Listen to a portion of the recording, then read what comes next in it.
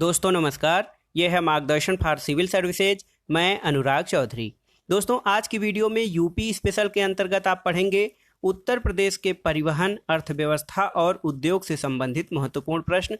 दोस्तों ये वीडियो उत्तर प्रदेश लोक सेवा आयोग द्वारा आयोजित की जाने वाली परीक्षाओं जैसे यूपी पीसीएस, आरओ एआरओ, समीक्षाधिकारी, सहायक समीक्षाधिकारी, खंड शिक्षा अधिकारी यानी बीईओ आदि के साथ उत्तर प्रदेश अधीनस्थ सेवा चयन आयोग द्वारा आयोजित की जाने वाली परीक्षाओं जैसे लोअर पीसीएस, ग्राम विकास अधिकारी, जूनियर असिस्टेंट आदि के लिए बहुत ही महत्वपूर्ण है। इसमें उन प्रश्नों को शामिल किया गया है जो परीक्षाओं की दृष्टि से सर्वाधिक महत्वपूर्ण है। आप इन प्रश्नों को तैयार कर लीजिए। दोस्तों आप इसका पीडीएफ भी डाउनलोड कर सकते हैं, लिंक मैं डिस्क्रिप्शन बॉक्स में डाल दूंगा। तो आइए शुरू करते हैं आज का video. UP special Uttar Pradesh में परिवहन, अर्थव्यवस्था और उद्योग से संबंधित महत्वपूर्ण प्रश्न। दोस्तों आज की वीडियो का पहला प्रश्न है, उत्तर प्रदेश राज्य राजमार्ग प्राधिकरण की स्थापना कब की गई? उत्तर प्रदेश राज्य राजमार्ग प्राधिकरण की स्थापना वर्ष 2004 में की गई। अगला प्रश्न है, प्रदेश का सबसे लंबा यानी प्रदेश से गुजरने वाला सबसे लंबा राष्ट्रीय राजमार्ग कौन है? तो ये है राष्ट्रीय राजमार्ग संख्या 2 यानी NH2, जिसे कि ग्रैंड ट्रंक रोड भी कहा जाता है। अगला प्रश्न है दोस्तों, देश में कुल सड़क संजाल की दृष्टि से उत्तर प्रदेश का कौन सा स्थान है?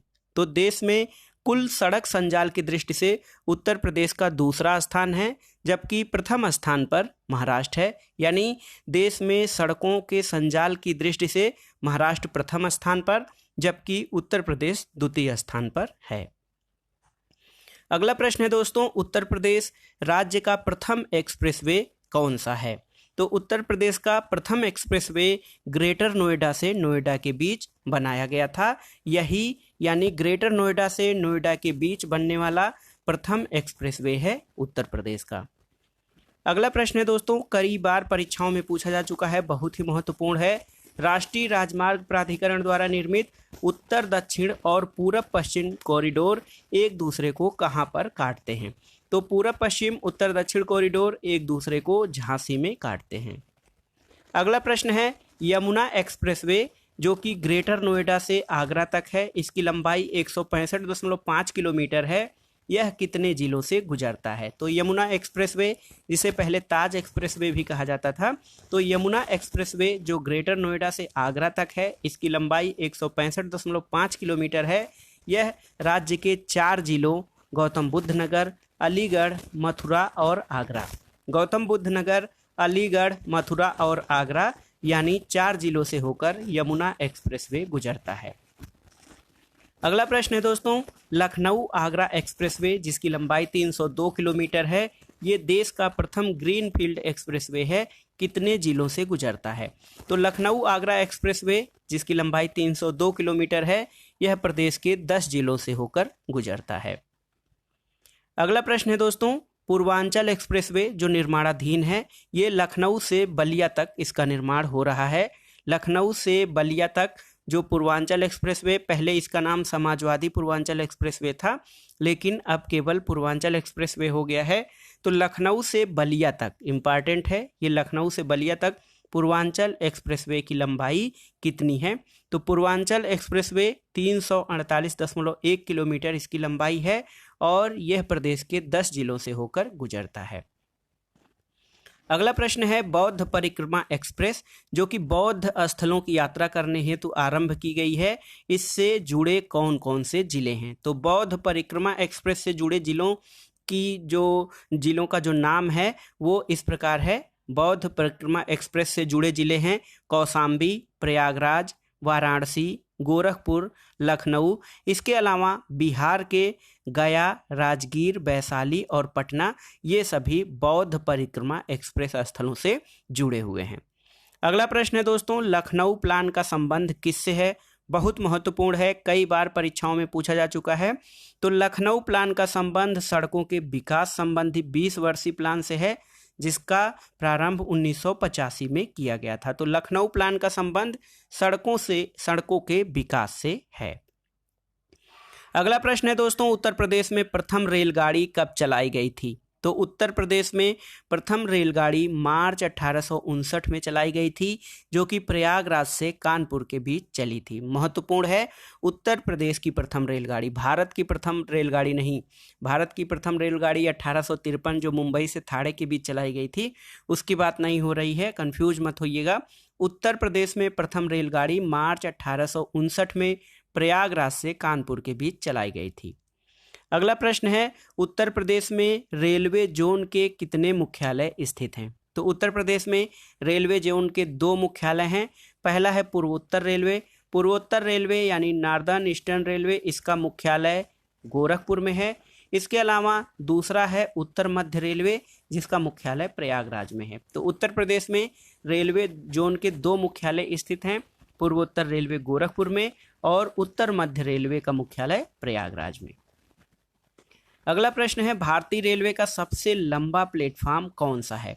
तो भारतीय रेलवे का सबसे लंबा प्लेटफॉर्म गोरखपुर का प्लेटफॉर्म संख्या 1 है, जिसकी लंबाई 1355.40 मीटर है, यानी 1 किलोमीटर से भी अधिक, 1.5 किलोमीटर के आसपास ये प्लेटफॉर्म संख्या 1 है।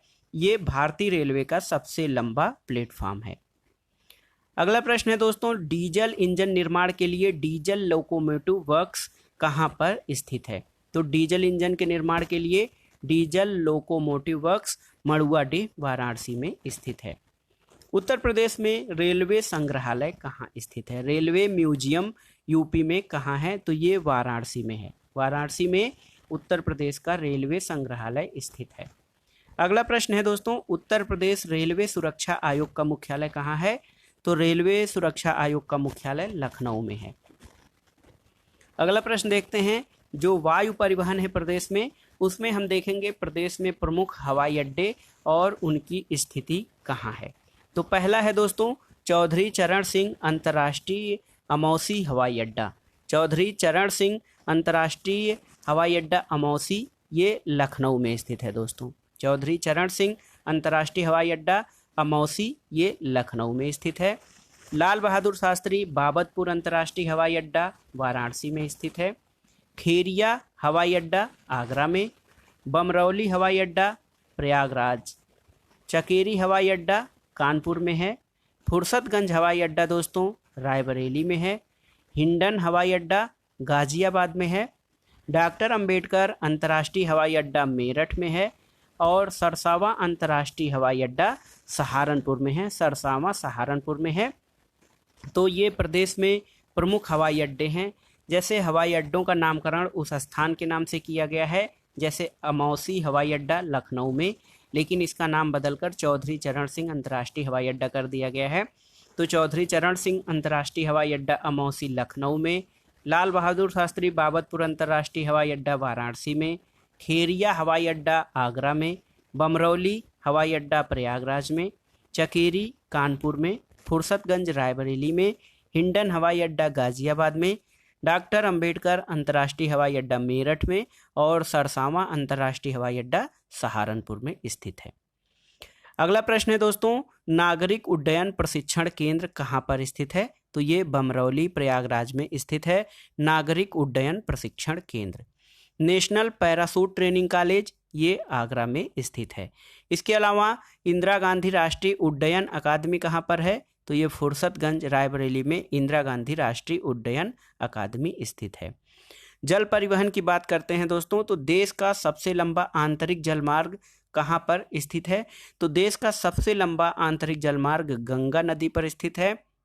गंगा नदी में प्रयाग से लेकर हल्दिया तक नेशनल वाटरवे संख्या 1 यानी राष्ट्रीय जलमार्ग संख्या 1 घोषित किया गया है, जिसकी कुल लंबाई 1620 किलोमीटर है। तो देश का सबसे लंबा आंतरिक जलमार्ग गंगा नदी में प्रयाग से हल्दिया तक है, जिसे राष्ट्रीय जलमार्ग संख्या 1 कहा जाता है।